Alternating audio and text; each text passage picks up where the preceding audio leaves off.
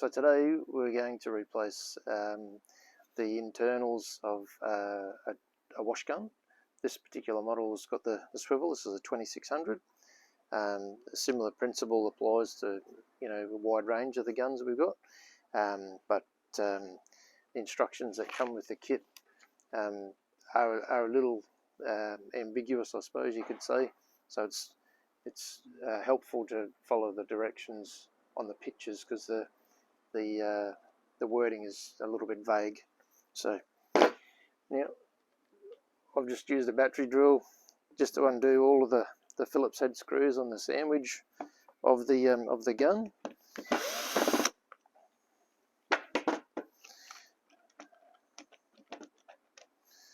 And there would be one that would put up a fight. So just pull it to the side, remove the body of the gun, and you'll need a 19mm spanner or socket, and you'll need to loosen this nut, which is this. So I need to loosen that off. It is a lot tighter than that. I've pre-loosened this for the video. So just wind that out.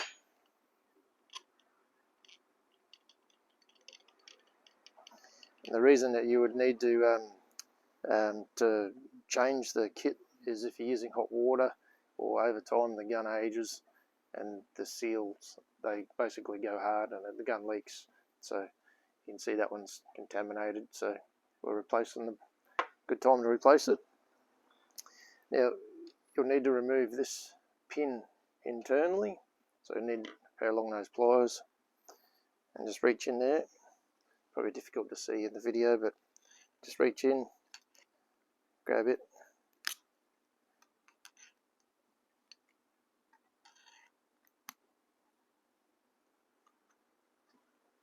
pull him out. Okay, so now we've got to remove this seat. So I need to, as per the instructions, I need to assemble this. So the little short end needs to go into here, and it should push together like that. Then we'll need this and this. So we insert this section into here, screw that all the way home until it's tight. Now we're grabbing this, and what we're doing is we're actually screwing this into that, so that we can actually wind that out of there, because it's on a tiny little circlip. It's kind of hard to see. So we're screwing this into here, and the little tool's got the hex section to fit straight onto the bolt, the little M4 bolt, and we're screwing that in.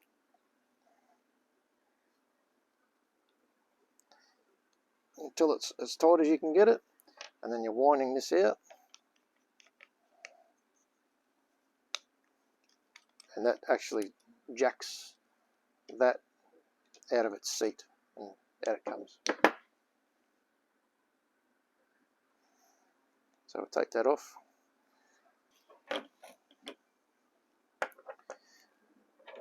Now we take this little tool, and we have to, as per the instructions, it says to use the one with the little one dot, and there's two dots this end. So this one's for removal, this one's for installation, and there's a tiny little lip on this end. There's no lip on that end.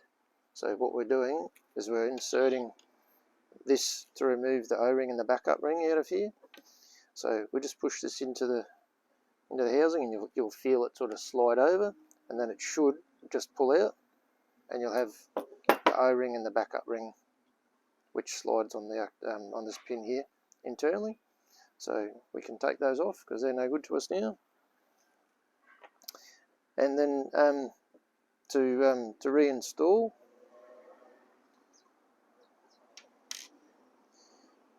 I put the O-ring and backup ring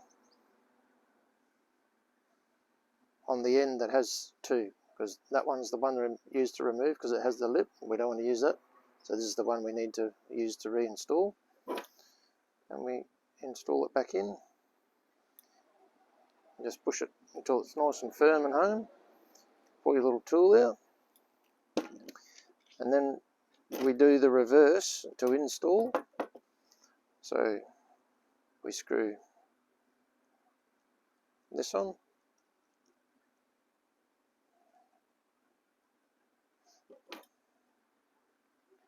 and wind this all the way in now.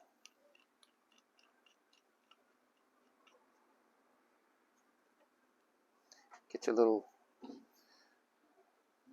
gizmo. You might need the assistance of a pair of pliers just to get a bit of extra purchase on there, because it is pretty firm to go in there.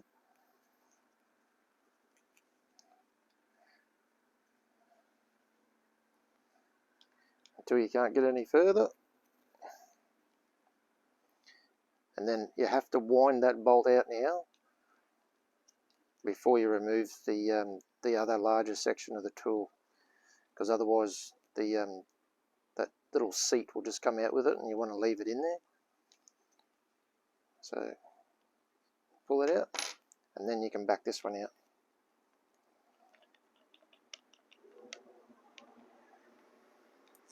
That's that. Now install your pin.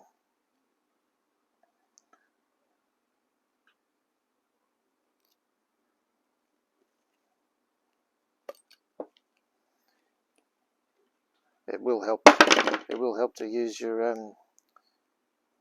long nose pliers, just because it's difficult to get your fingers down in there.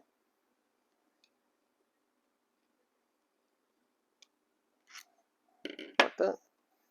And then you grab your check valve.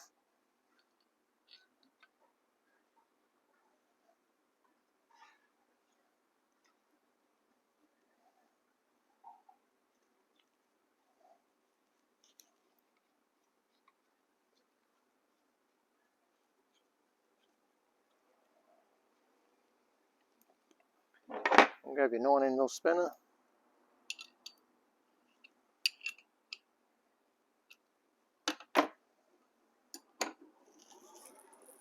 Give it a nip, and that's it.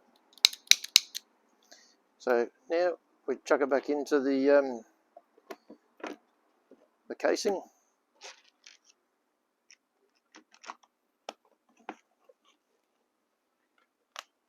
And I'll use the battery drill because it's just quicker and easier.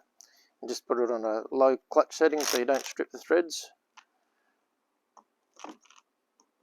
And just screw them back together.